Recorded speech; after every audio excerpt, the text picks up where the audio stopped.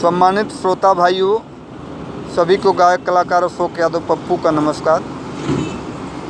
आजकल तमाम धुन चलत हैं उठलाली फिरोटी बोर के प्रधनवा के रहर में कमरिया पकड़ के राजा मारे गपा गप। लेकिन ये देशभक्ति गीत सुने आप लोगों के बीच में भेजत है, जरूर आप सबको पसंद आए। काना बदू लाइन कैसे काना बा कितनी सुंदर हमारे देशवा का तस्वीर सजनी हो, तस्वीर सजनी हो, तस्वीर सजनी कितनी सुंदर हमारे देशवा का तस्वीर सजनी।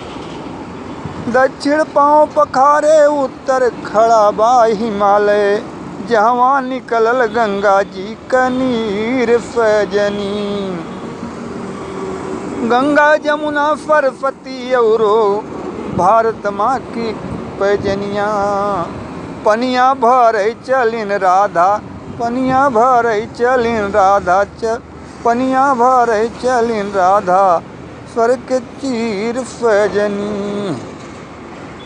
बाबूजी, दोस्तों, भाइयों, साथियों, अशोक यादव पप्पू चैनल को ज़्यादा से ज़्यादा लाइक, सब्सक्राइब, कमेंट कीजिए। नमस्कार, प्रणाम, जय राम जी।